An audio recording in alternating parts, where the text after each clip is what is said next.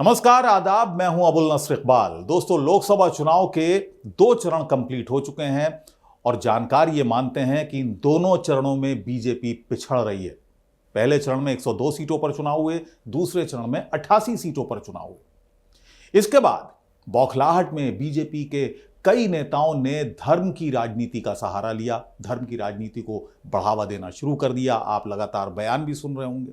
खुलेआम मंच से नेता धर्म की राजनीति कर रहे हैं, भड़काऊ भाषण दे रहे हैं, भड़काऊ बयान दे रहे हैं, फिर चाहे वो छोटा नेता हो या बड़ा नेता। यहां तक कि खुद प्रधानमंत्री नरेंद्र मोदी ने भी चुनावी फिजा को पूरी तरह से बदल कर रख दिया, सांप्रदायिकता की तरफ ले जाने की कोशिश की। अपने भाषणों में अब वो मंगलसूत्र का जिक्र कर रहे हैं, मुगलों का जिक्र करते हैं, मुसलमानों की बात कर रहे हैं। आपने सुना होगा, बड़ी चर्चा है, बल्कि विदेशों में भी चर्चा है उनके उस बयान की कि प्रधानमंत्री रहते हुए 25 करोड़ लोगों को जिस तरीके से उन्होंने 25 करोड़ लोगों का जिक्र किया, उन्हें घुसपैठिया कहा, वो सब ने देखा और विदेशों तक में उसकी चर्चा है। धर्म के नाम पर वो वोट मांग रहे हैं। जय जय श्री राम, राम लक्ष्मण जानकी, जय बोलो हनुमान की।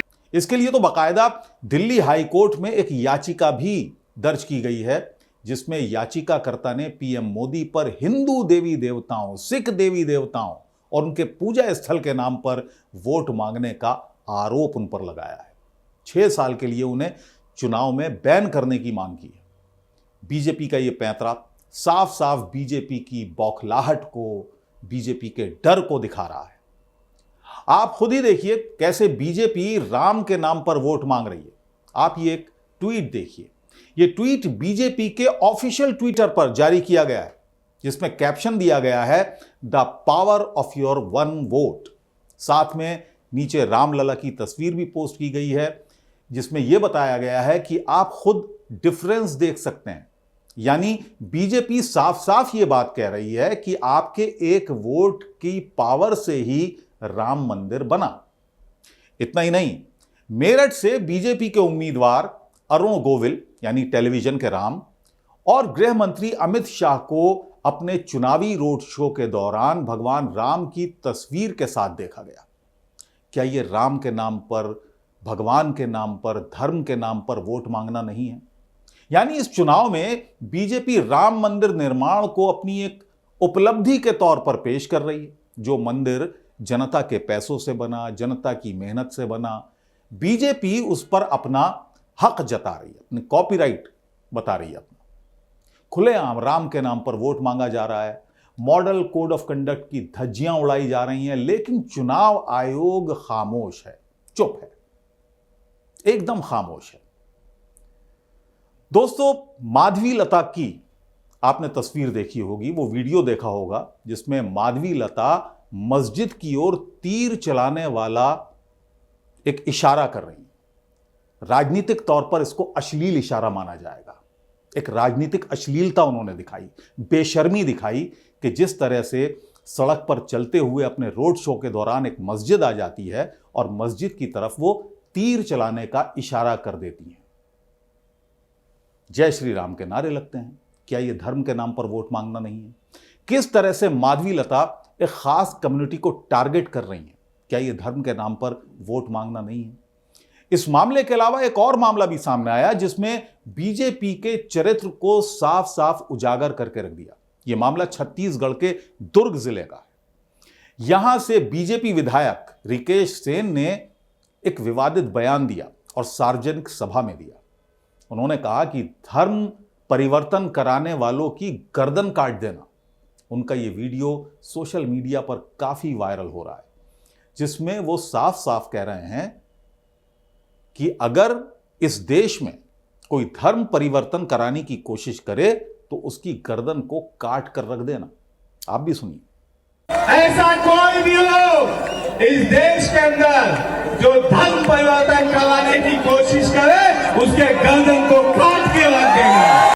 बीजेपी के नेता खुलेआम धर्म के ऊपर वोट मांग रहे हैं। बिना डरे ये लोग सांप्रदायिक भाषण दे रहे हैं, माहौल को जहरीला बना रहे हैं, धर्म और जाति की राजनीति कर रहे हैं। लेकिन ऐसे मामलों पर संज्ञान लेने की बजाय चुनाव आयोग बिल्कुल सन्नाटे में है, खामोश है। चुनाव आयोग खामोशी के साथ यह सब देख रहा है। दोस्तों, यही चुनाव आयोग है जिसने लोकसभा चुनाव से पहले सभी राजनीतिक दलों को धर्म की राजनीति ना करने की हिदायत दी थी। आपको भी याद होगा किस तरह से राजीव कुमार, जो कि मुख्य चुनाव आयुक्त हैं, वो आए थे और उन्होंने बयान दिया था जिस समय आचार संहिता का ऐलान हो रहा था, जिस समय नोटिफिकेशन जारी हुआ था चुनाव का, उस समय ये बयान आप सुनिए अगर आप भूल गए हो। इशू बेस्ड कैंपेन हो, hate speeches, religious speeches, campaigning के दौरान please don't try to cross the red line.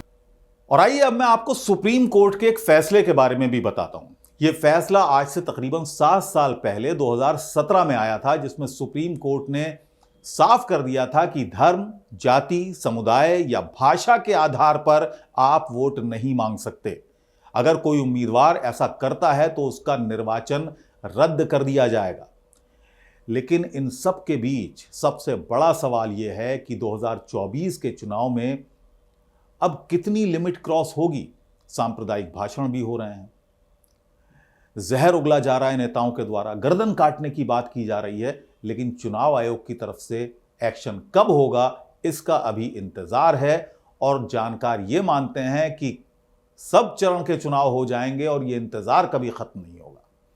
चुनाव आयोग एक्शन ले सके, फिलहाल तो ऐसा बिल्कुल भी नहीं लग रहा है। चुनाव आयोग इस चुनाव में किस तरह की भूमिका निभा रहा है, सवाल इस पर भी उठ रहे हैं।